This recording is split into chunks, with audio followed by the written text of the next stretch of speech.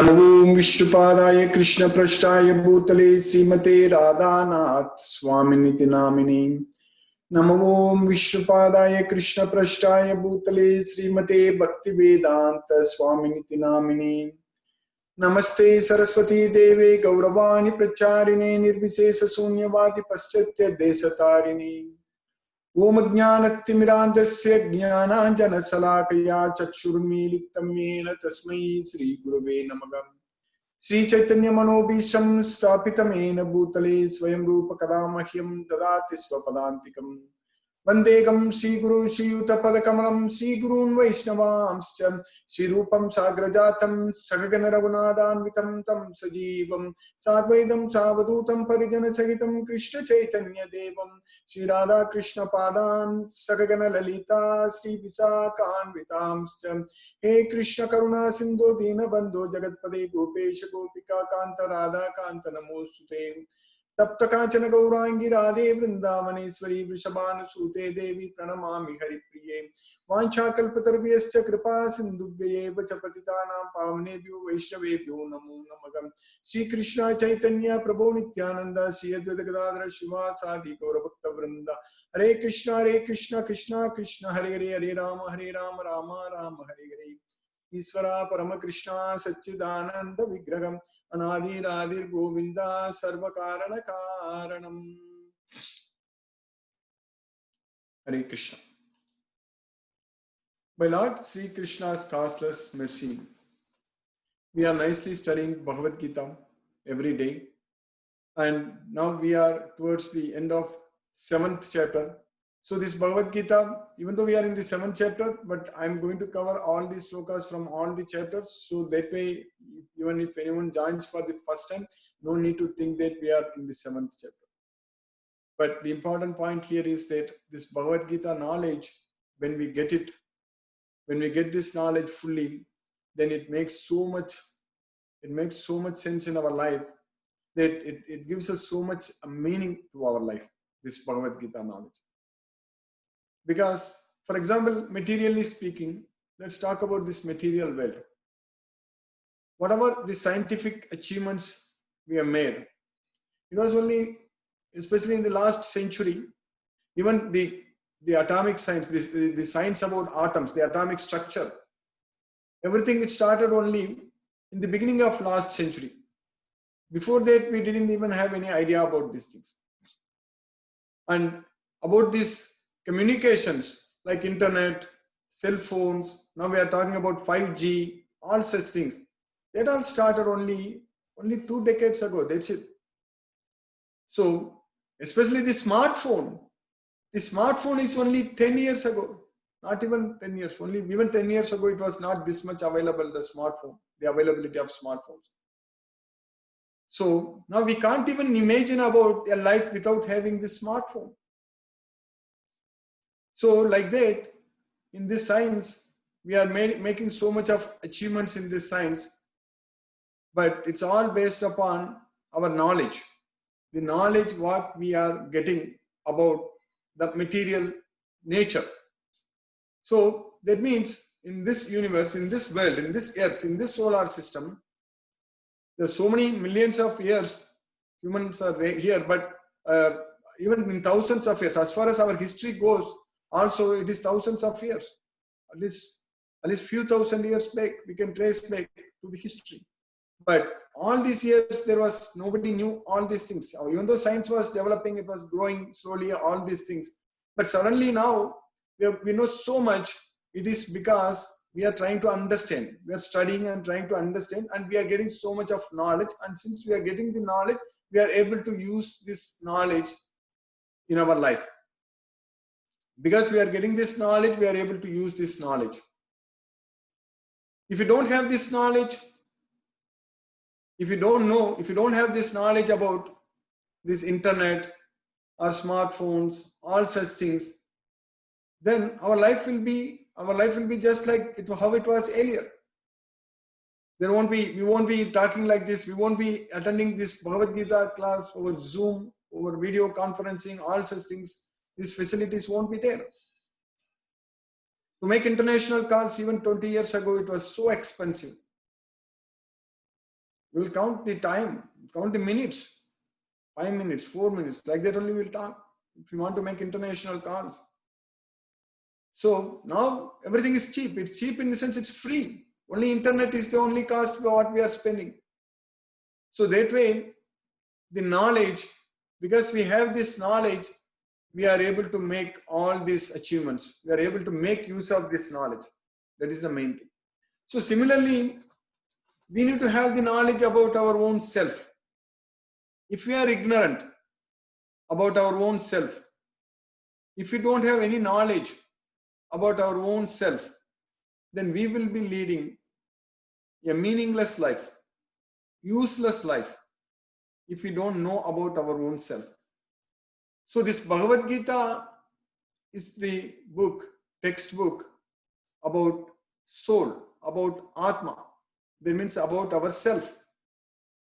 So if we study this book, if we understand and get this knowledge, so then it is equivalent to, in material science, how much achievement we made and how much we are able to make use of it.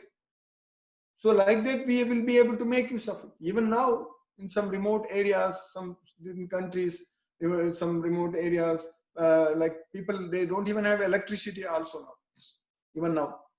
So like that only, if you don't have this spiritual knowledge, if you don't have this knowledge about our soul, about our Atma, so we will be fools, we will be ignorant. We won't be able to make best use of this human life. This human life is a very rare opportunity, and we have got this opportunity. And in order to make use of this human life, we need to have the knowledge of Bhagavad Gita. Then only it is possible for us to lead a purposeful life. So that's why we are studying Bhagavad Gita every day. And this time is very precious for us. This time is very important for us. Every day when we study Bhagavad Gita and understand Bhagavad Gita, it's going to give us so much of happiness in our life. It brings a lot of joy in our life. So because we will understand the real meaning for happiness with this knowledge only. The happiness itself is simply the status of our mind. Because Bhagavad Gita is teaching us about how to control our mind, how to make our mind very happy, how to lead a peaceful life. Peaceful life, peace of mind brings happiness. Peace of mind is the source of happiness. So that concept Bhagavad Gita is very clearly teaching us. The scientific fact Krishna is teaching us very, very clearly in Bhagavad Gita.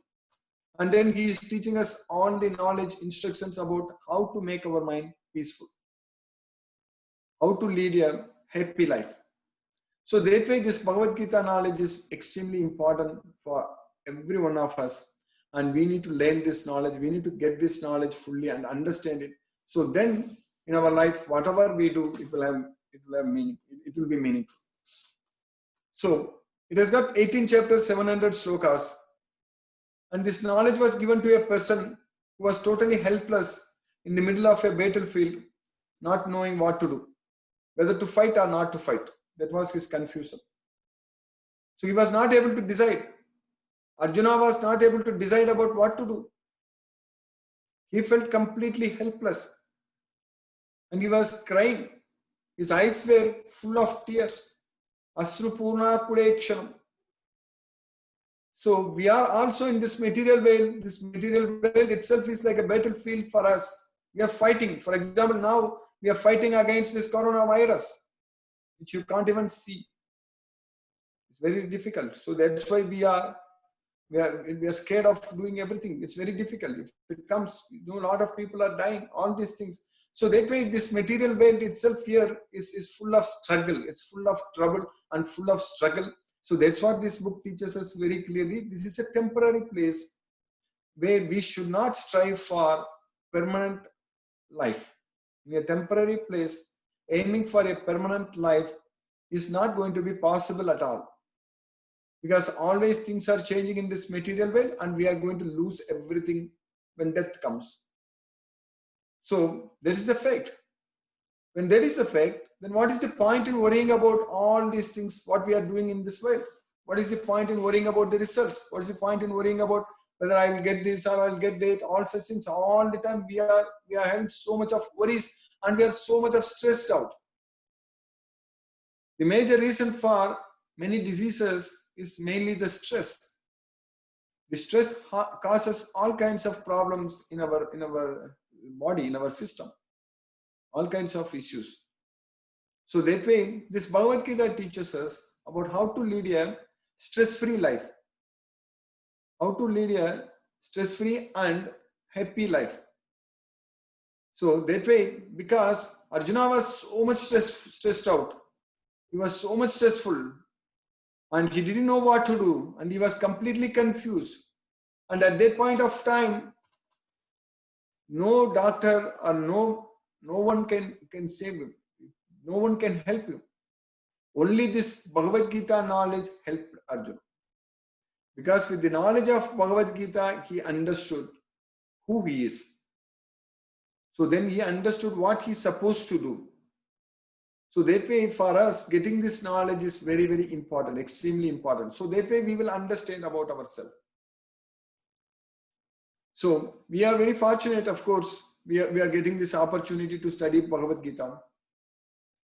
Because this Bhagavad Gita itself is the most confidential knowledge and not easily available, means not easily possible for anyone to study and understand this knowledge.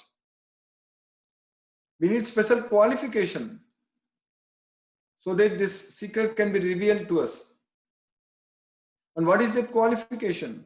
That qualification is simply faith.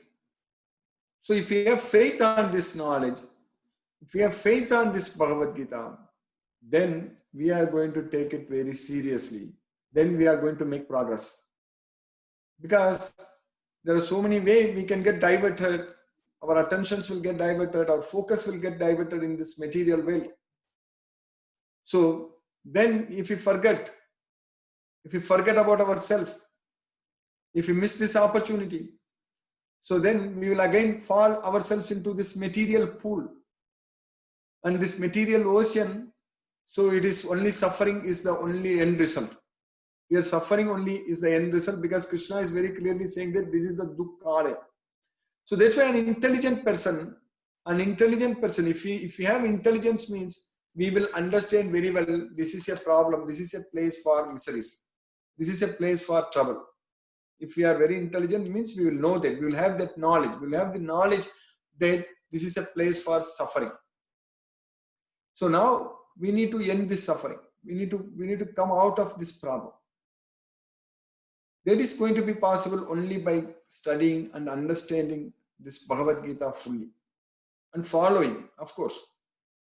If we study, if we understand Bhagavad Gita, definitely we are going to follow, we are going to apply all the principles given in Bhagavad Gita. So in the first 6 chapters, six chapters, Krishna is teaching us the knowledge about our own self.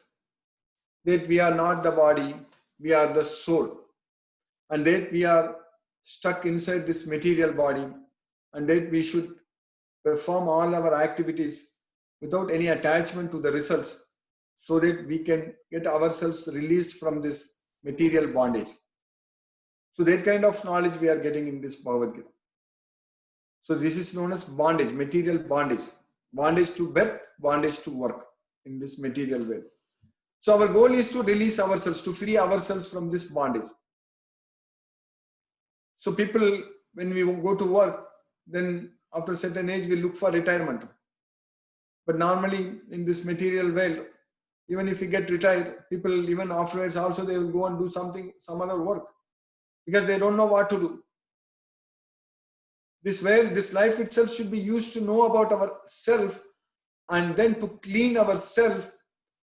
That means to purify ourselves, and then to protect ourselves, and then get rid of all these anarthas, this meaningless activities, what we do in this material world, everything we should get out of that. So that is possible only with the knowledge of Bhagavad Gita. We will be freed from the forceful control of 3 modes of material nature. They are controlling us very, very forcefully. We are not free. So the first thing we understand when we study Bhagavad Gita, we realize that we are not free. We are very much under the control of the modes of material nature. So like that, there are so many scientific concepts, scientific knowledge. Krishna is so much of scientific knowledge Krishna is teaching us in this Bhagavad Gita. So when we study, then we will be able to work, we will be able to act in such a way that we will not be bound by the results. That is the secret of performing our duty. So we need to perform our duty in such a way that the results should not bind us. The results should not affect us. So that is the very important thing. That is sukha dukkhe same kritva. Labha labho jaya jaya. So one should be equal in both happiness and distress. Sukha dukkhe same kritva. And one should be equal in both profit and loss. Labha labho. And jaya jaya. That is victory and defeat. So achieving that kind of equanimity is very important for us. So that way, by working here, by doing our activities, we should progress in such a way that we should not be disturbed by the results. We should be equal in all conditions, in all respects. We should be equal. So that's what Bhagavad Gita teaches us. And that status of equanimity is what called yoga. So that way, in Bhagavad Gita, when we study this again and again, then we are going to understand it, and then we will be slowly and steadily kshanagi uparame buddhya dhriti grihitaya atma samstam mana kritva nakinchit api chintaye prasanta. So we will actually slowly kshanagi uparame buddhya dhriti grihitaya. We will get our intelligence. We will get strong, focused intelligence. Buddhya dhriti grihitaya atma samstam manakritva nakinchit api chinde. So we will keep the mind under the control of ourself. So then upaiti santa rajasam brahma bhutam akalmasam. So like that, Krishna is teaching us that then our rajoguna, the three modes of material nature, will not control us. So then we will become very happy and blissful person. So we will be able to enjoy unlimited happiness. Sukham akshayam asnude. So that's why this Bhagavad Gita knowledge is very, very important for us. So now in the 7th chapter, we studied up to sloka number 28. So 7th chapter, Krishna is giving us the knowledge about himself. And in the 8th chapter, we are going to get the knowledge about how to reach him. So the 7th chapter is the knowledge of the absolute, and the 8th chapter is the attaining the supreme. So how are we going to attain him? How are we going to reach him? So that's why in the 7th chapter, towards the end, Krishna is teaching us that if you know all these things, then you can come to me. That's why in the sloka what we studied yesterday, in the sloka number 29, Krishna was saying that Yesam tu antagatam papam jananam punya karmanam te dvandva moha nirmuktaha bhajante mam dhritavrataha. So for those, their papa, their sinful reactions are completely eradicated. Esam tu antakatam papa jananam punya karmanam, because of their pious activities. So when we get the knowledge of Bhagavad Gita, when we do all the activities in a pious way, so that means we are going to get rid of all the sinful reactions. So that's why Esam tu antagatam papam jananam punya karmanam te dvandva moha nirmuktaga bhajante mam dhritavrataga. So they, in order to get liberation from the dualities, dvandva moha nirmuktaga, dvandva moha, these dualities, dvandva moha nirmuktaga, bhajante mam dhritavrataga. They worship me with great faith, with great determination. That's what Krishna is saying. So that's why with the knowledge of Bhagavad Gita, we will not only know that we are the soul, but we will also know that there is super soul. So that is Krishna. So when we connect with super soul, with Krishna, the Supreme Personality of Godhead, then our life will be very, very happy, very blissful. Then we will be able to reach him. So that's why Krishna is saying that Dvandva moha nirmuktaha bhajante mam dhritavrataga. In order to get freedom, liberation from the dualities in this material world, so they will worship me with great determination. That's what Krishna is saying. So if you worship Krishna with great determination, then we will be freed from the dualities of this material world. We'll be freed from the bondage to this material world, and we will be able to go back to Krishna's way. So that's the entire Bhagavad Gita concept. So in the next sloka, what we are studying today in the sloka number 29, Krishna is saying that Jara Marana Mokshaya Mamashitya Yadantiye Te Brahma Tadvidugu Kritsam Adhyatmam Karmachakhilam. So Jara Marana Mokshaya. Jara means old age. Marana means death. So Jara Marana Mokshaya means free from old age and death. When we take birth in this material world, then we are going to die. Jatasyagi dhruvo mrityu. When we take birth in this material world, we are going to die. Jatasyagi dhruvo mrityu. So dhruvam janma mrityasya. Similarly, when we die, we are going to take birth again. So Krishna is teaching us here that in order to get liberation, freedom from Jara Marana, from the old age and the death, Jara Marana Mokshaya, Mamashitya Yatanti Ye. So they take shelter unto me and put endeavors. So they will take shelter unto me, take refuge in me. That is the main thing. Mamashitya Yatanti.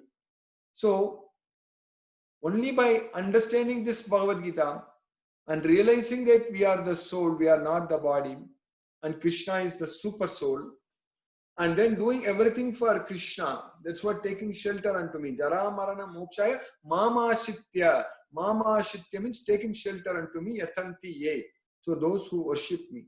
So that's why we need to take shelter unto Krishna. That's very important. With the knowledge of Bhagavad Gita. With the knowledge of Bhagavad Gita, we know that we are part and parcel of the Supreme Lord Shri Krishna. Because Krishna is the one who is teaching this Bhagavad Gita.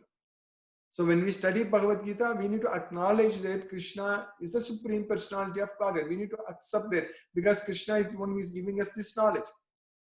So Krishna is saying very clearly in this Bhagavad Gita that Mamashitya means taking refuge in me, taking shelter unto me. Mamashitya yatanti ye. So they will put endeavors, they will worship me. That's why for what? Jara Marana Mokshaya, to get liberation from old age and death. So Janma, Mrityu, Jara, Vyadi. So Mrityu also, Marana also same. Mrityu, death. Jara, old age. Janma, birth. Vyadi, disease. Janma, Mrityu, Jara, Dukkaihi, Vimukto, Amrutam Ashnude. Janma, Mrityu, Jara, Vyadi, Dukka Dosanu Darshanam. So one should see that birth, old age, disease and death are the causes for our suffering. We should be able to see that. And we should solve that problem. We are trying to solve so many problems in this material world. All the problems will be there. Even if we solve, again, some other problem will come up. So problems in this material world are never going to be solved completely or fully all the time. It's going to keep coming. If you solve one problem, there will be two problems coming. What is our real problem? Our real problem is taking birth in this material world. Our real problem is getting old and getting diseased and dying in this material world. So, Jara Marana Mokshaya. That's why in order to get moksha means liberation. Liberation from the old age and the death. Jara Marana Mokshaya. Mamashitya Yatantiye. They take shelter unto me and worship. Mamashitya Yatantiye. Te Brahma Tadvidugu Krisham. They know fully what is known as Brahma. Te Brahma. Te Brahma Tadvidugu Krishnam Adhyatmam Karma Cha Akilam. They also know what is Adhyatma and what is Karma. Karma Cha Akilam. So that's why Krishna is saying that by knowing fully what is Brahman and what is Adhyatma and what is Karma. So by knowing all those things, they will endeavor to achieve perfection and they will try to come to me. Who? The devotees of Krishna. Esantu Antagatam Papam Janana Punya Karmana. So Janana Punya Karmana, the people who have done pious activities, and due to such pious activities, their sinful reactions have been completely eradicated. Antagatam Papam. So Janana Punya Karmanam Te Dvandamoha Nirmuktaha Bhajante Mam Dhrata Vrataha. So they will worship me in order to get liberation from the dualities in this material world. So similarly, Krishna in this sloka is teaching us that Jara Marana Mokshaya Mam Ashitya Yatantiye. Again, they will take shelter unto me, they will take refuge in me. Mam Ashitya Yatantiye. Te Brahma Tadvidu Krishnam Adhyatmam Karma Chakiram. They know what is Brahman, what is Adhyatma, what is Karma. Like that. So by Krishna's mercy, we have successfully finished the sloka number 29 today in the 7th chapter. And we have just one more sloka to finish this chapter. 7, that is the sloka number 30. We will finish this Bhagavad Gita. So I will stop now. We'll discuss if any questions are there. Hare Krishna. And also we have tomorrow morning US time and today evening India time. So today evening at 7:30 p.m. IST and then tomorrow morning at 9 a.m. CST. So 10 a.m. EST. So we are having this special lecture on who am I. So I request all of you to join for that also. And of course, again tomorrow we will same time we will have this Bhagavad Gita class also. So that way it will be very nice if you are able to join that, and we will understand more about like who am I, the answer for who am I.